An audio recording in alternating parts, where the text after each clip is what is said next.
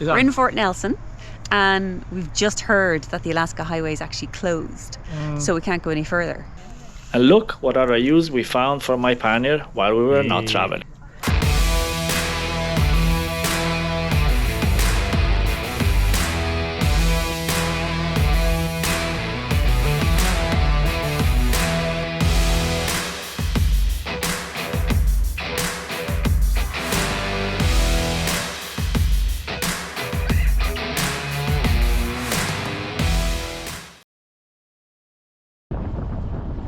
After a great trip from New York, we arrived at the Canadian border. It's always exciting to approach a border crossing, but I always get slightly nervous too, as they don't have to let you through. Stop! Oh no, what did we do wrong? Oh, he was really mad with us. We had approached the border post together, as we have done multiple times across Europe, but he wanted us to come up individually. Personally, we thought he overreacted a little bit. But obviously the nation's security was at risk from two impeccably packed travellers on two modestly powered adventure bikes. Anyway, we apologised profusely and he calmed down. He directed us to the office where they helped us fill out our Arrive Can form. And before we knew it, we were in Canada.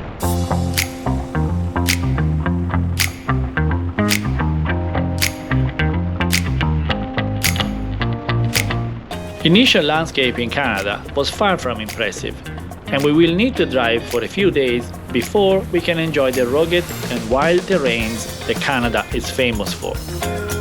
We initially thought that the mainly flat lands we were driving through were only dedicated to agriculture, but instead we discovered that there was a lot more than meets the eye.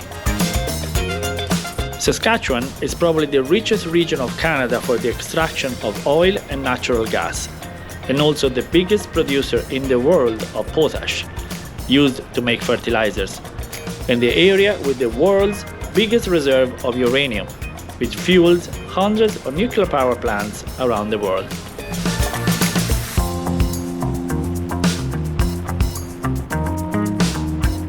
So we have finally crossed the border into Canada. Woohoo! They let us in.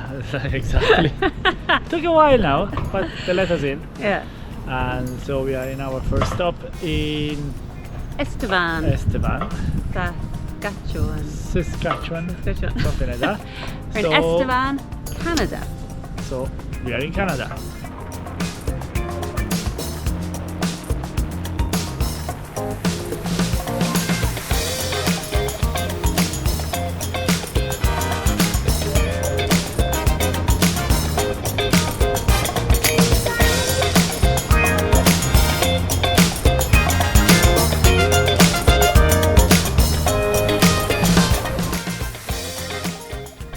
We wanted to stop in Moose Jaw due to its vibrant arts and historical buildings, but also its anecdotal connection with Al Capone, the notorious American gangster.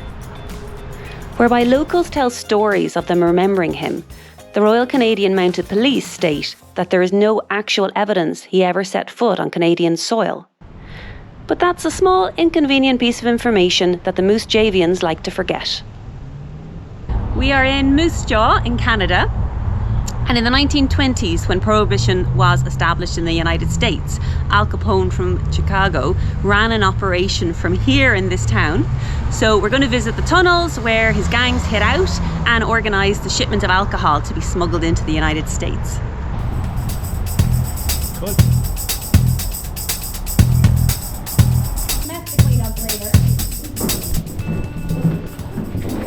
The tour of the tunnels was hosted by actors who entertained us by recreating the scene at the time of Al Capone and guided us through the network of passages. We descended into the depth of the underground system, and we could well imagine how illegal dealings could go ahead, unbeknown to law enforcement on the streets above. After walking around corners and climbing stairs, we arrived back out on the street, but in a completely different place than where we had entered. Conveniently, right next to a coffee shop. Whether or not Al Capone did use this town for his illegal business or not, certainly makes for a great story and adds character to this town.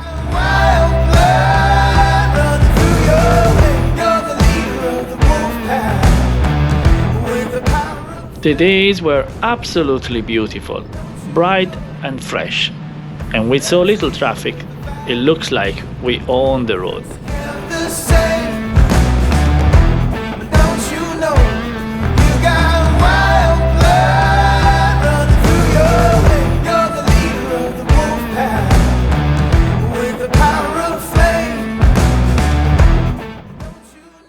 We quickly settled into the vastness of this great country. I found a coffee stop I loved, and we parked the bikes in awkward places just to get good photos.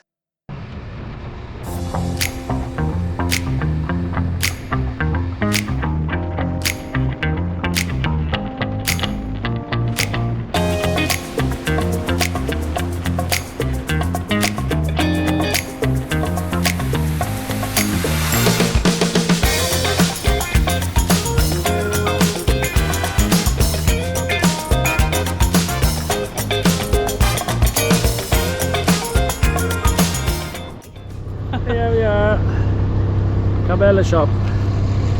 Just got in. We got lucky with the weather now, despite all the rain gear. We didn't need it. Look at the sun shining.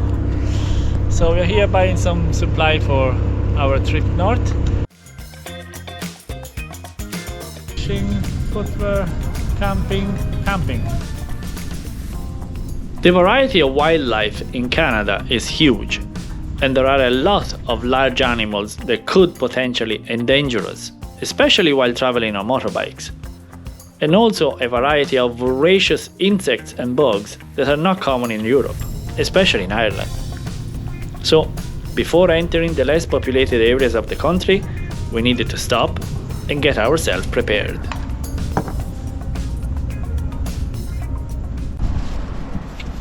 Well, what did you buy? Mosquito repellent, supposed to be the best ever. Now you have to get rid of all these boxes naturally, and bear spray. Oh, goody! Yeah, hopefully we're never gonna use it. Yeah. But in case we do, better to have it.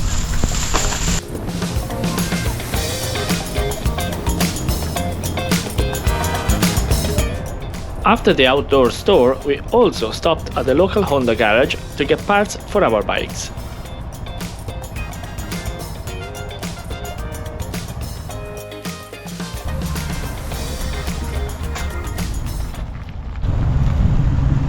Did you get them? Yeah. Oil filters, original Honda. An oil change was not due yet, but better to be prepared. While driving through Alberta, we drove under the famous Rochford Bridge trestle in Rochford Bridge. The Rochford Bridge trestle is one of North America's longest wooden train trestles. It spans 736 metres and rises 33.5 metres over the Paddle River Valley. The bridge was built in 1914 and is still in use, although sporadically by Canadian Rail. Such an impressive structure. Now that would be exhilarating to drive across. No, of course we couldn't. But we did have fun around smaller dirt roads.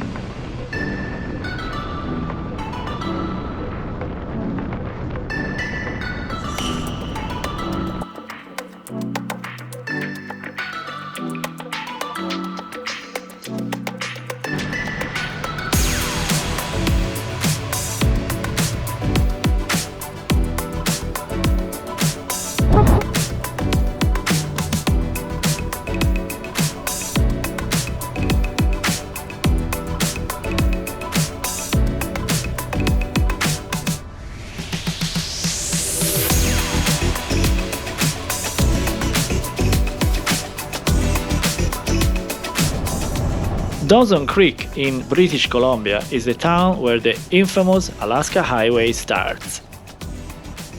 This 2,200 kilometers long highway is an iconic biker's road, but also the destination for the other travelers who want to set themselves a challenge, like Christian here that cycled the entire length of the highway solo.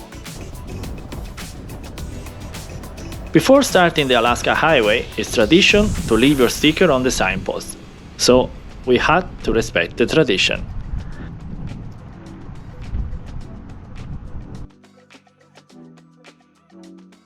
J&D have been here.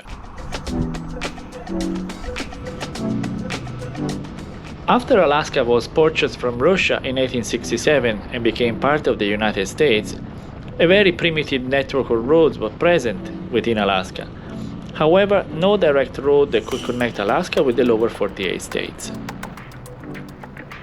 After the attack on Pearl Harbor in December 1941 and the threat of a Japanese invasion on Alaskan soil, such a connection was considered to be essential for national security.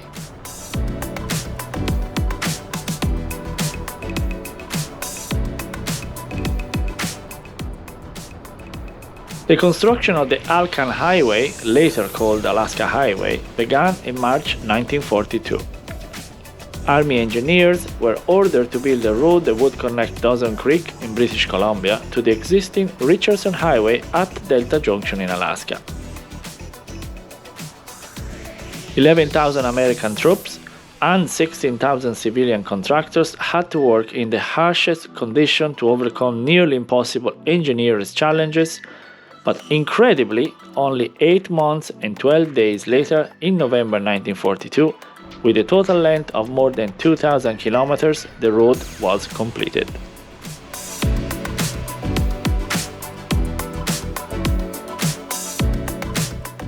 The Alaska Highway was opened to the public in 1948 and obviously has been upgraded and improved constantly since then. However, still remains an isolated road that dictates respect due to the road condition that can change rapidly, lack of facilities, and constant warnings of wildlife.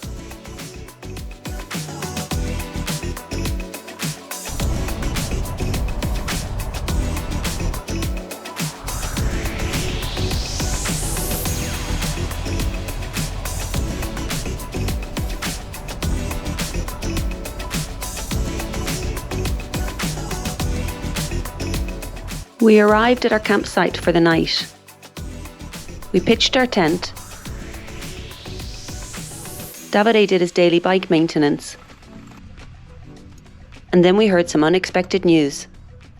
We're in Fort Nelson and we've just heard that the Alaska Highway is actually closed, so we can't go any further. The road is collapsed. So at Cold River, So here we are, Fort Nelson is here, that's where we are camping tonight. And tomorrow the plan was to do this stretch of road to Watson Lake. But in Cold River, just before Cold River, around this area here, a beaver dam collapsed and basically all the water came down in a hurry and took the highway with it. So there is like a missing part.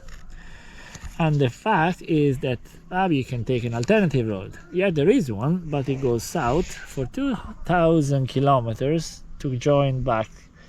These are the highway that goes back to Watson Lake. So it's better to wait for a couple of days. Yeah.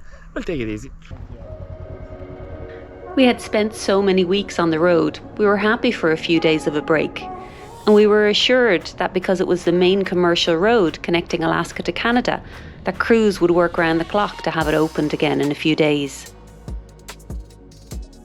We spent our days exploring the miles of dirt road in the area.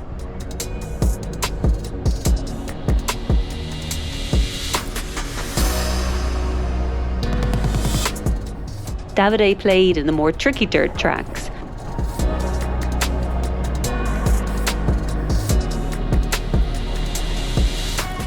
And we hung out with other bikers whose travels were also temporarily halted due to the road washout.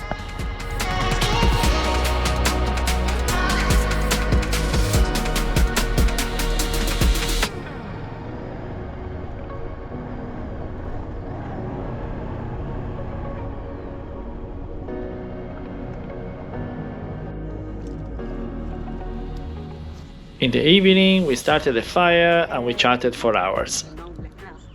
And look what other use we found for my pannier while we were not traveling. We got red wine,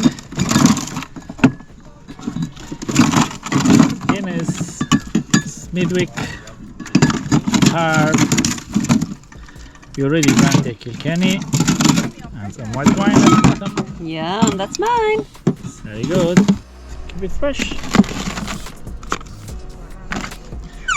Nobody knows. They're very dangerous, okay? Very sharp.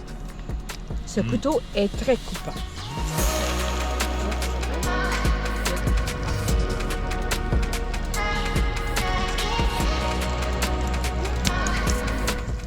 Excellent. Irish beer. Irish beer. These are the times we'll always remember, spending long days with good friends. Okay. Cheers! But then it was time to move on. Morning, everybody. Morning. It's very bright, but it's still very early, so we're keeping it quiet. Here the sun never goes down nearly. So we have a good news and a bad news. The good news is that we are packing, as you can see, and we are going. Nearly everything is ready. Another little while. Surrounded by mosquitoes that are very angry at this time of the morning. See, the good news is that the highway has been bypassed, so the traffic has been allowed to go, so we're going north, and so we can continue. But unfortunately there is a lot of forest fire that are raging everywhere in Canada and Alaska, so some areas have been evacuated, so that's unfortunate. We don't really know how that's going to play out, so hopefully we can continue on our way, but we'll have to decide day by day. North!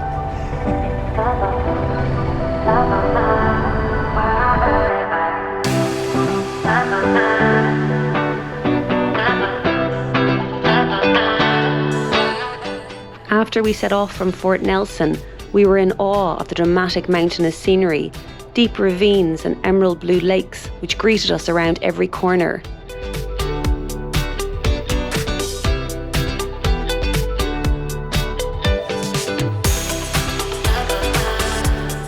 Soon after starting the Alaska Highway, other bikers warned us about the metal bridges. Some of the bridges that we will cross from now on are old, and instead of having a paved surface, vehicles have to drive over a see-through metal mesh. There are warning signs specific for bikers because driving over this surface, especially with off-road tires, makes the bike wobble a lot. Not really sure of the reason behind it, but we think to avoid snow and ice accumulating on the bridge during the winter and risking to overload the structure.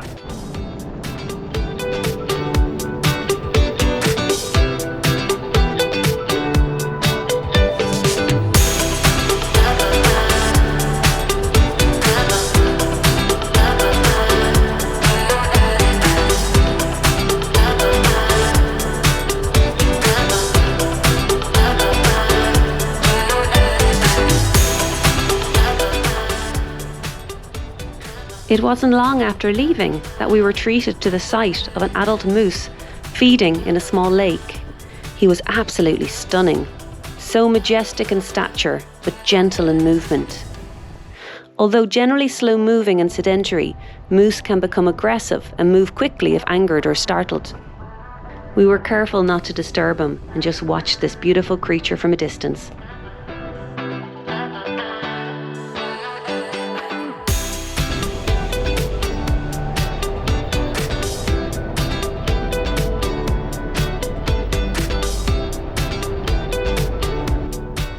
Maybe due to the lack of traffic in the last few days. Or maybe this was normal for Canada. We really didn't know, but wildlife was in abundance right up to the edge of the main road. We saw moose, mountain goats, bison and bears. It was fabulous.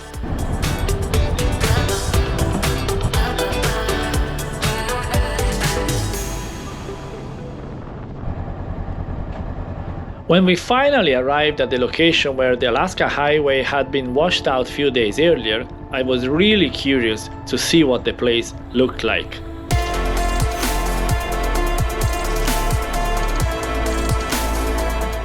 Public was not allowed to approach the damaged area, but we were at the traffic light waiting for the pilot car that we had to follow through the newly opened diversion, and nobody was around being late in the evening. So even if I didn't know how long I had, I quickly sneaked up, zigzagged around the concrete barriers and arrived right at the end of the road.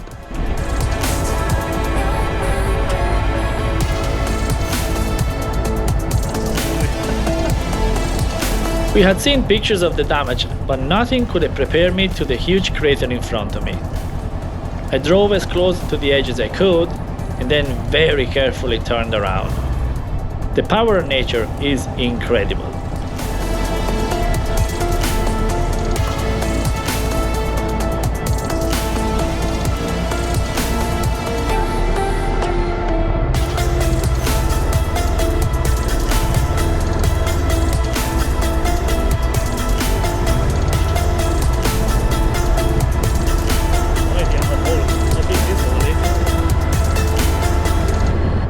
I arrived back just in time to follow the pilot car through the detour.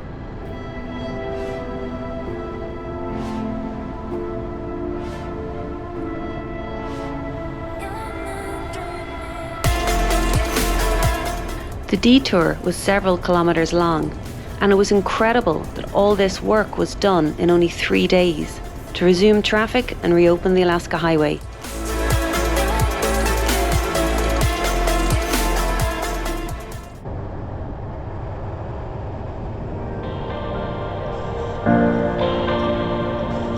Signpost Forest.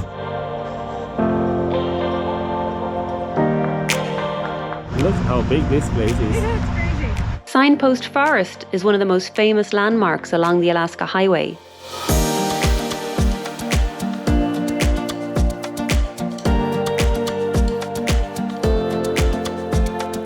Everywhere, signposts of every forest. It was started by a homesick soldier in 1942 who erected a signpost for his hometown, Danville, Illinois. Since then, travellers from around the world have been bringing signposts from their hometowns and erecting them here to create this crazy, fun maze of signs in a small town on the way to Alaska. Hit the road.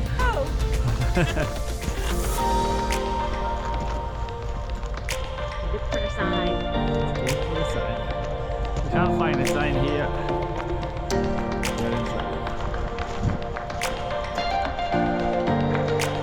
All right.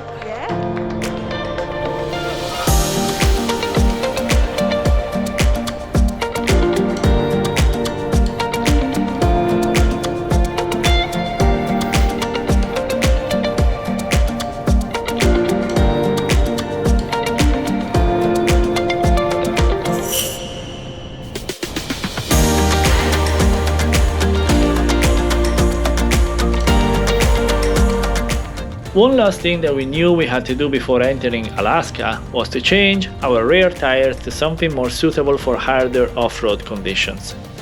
When we reached White Horse, we went to the local Honda garage to check what they had in stock. Fortunately, they had exactly what we wanted and only 2 tires left, so we got the new tires here. The tires were seriously more expensive than they should have been, but at least we had peace of mind to know that we were ready to tackle the challenges ahead. There was a good bit of life left in the tires that we had used so far, so we kept them too, to swap them again when necessary. Mission accomplished. We have 2 new tires. We just done battle axe on both rears.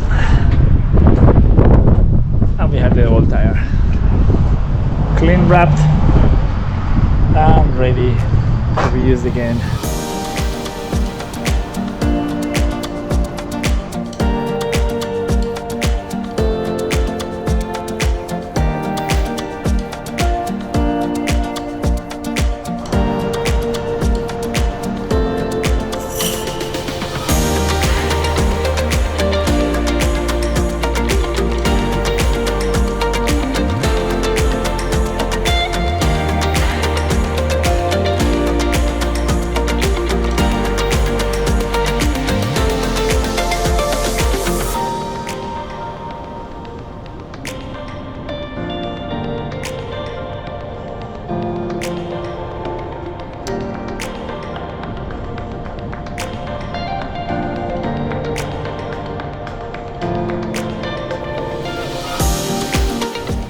As we drove further north, we encountered many sections of gravel road along the highway, some several kilometres long, as road maintenance crews worked to redo the chip seal pavement during the summer months.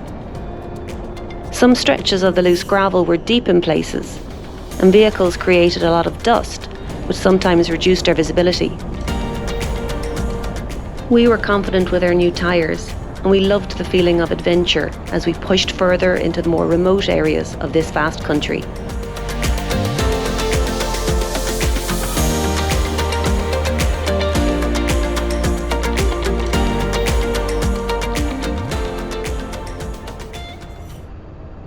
After exiting Canada, but before the Alaskan border, we passed through a stretch of road with dense fog.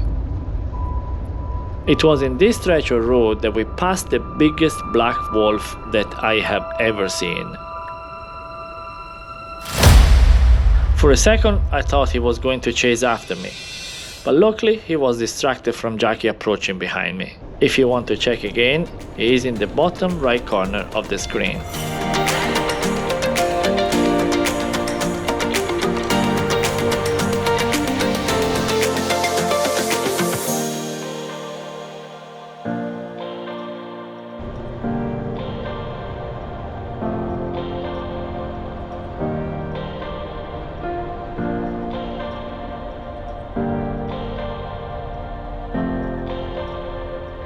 The border crossing went smoothly this time.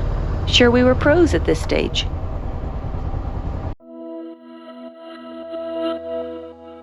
We had entered Alaska, the last frontier, a place we had dreamed of visiting, and now that dream was coming true.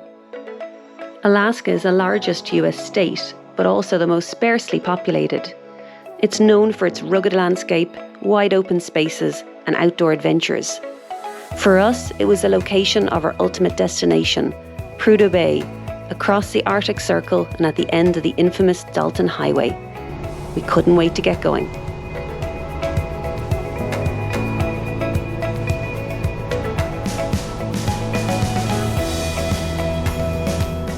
The roads were quite bad, full of holes.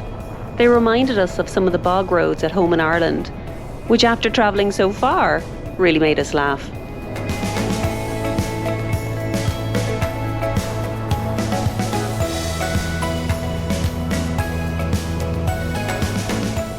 Forest fires are a normal occurrence during the summer months in Canada and in Alaska. Many fires were already raging in many areas, and for our safety, we have to regularly check the condition in the areas we were driving through.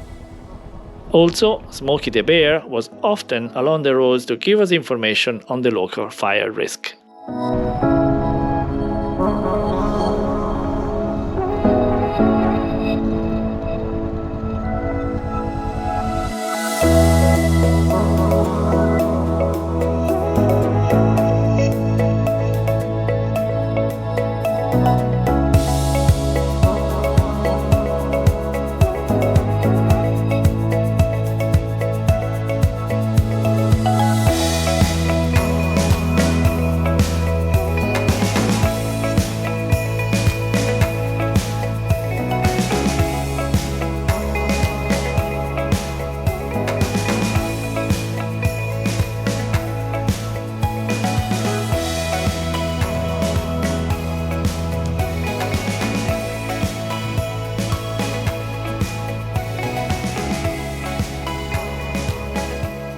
After a great trip through Canada and into Alaska, we arrived at Delta Junction.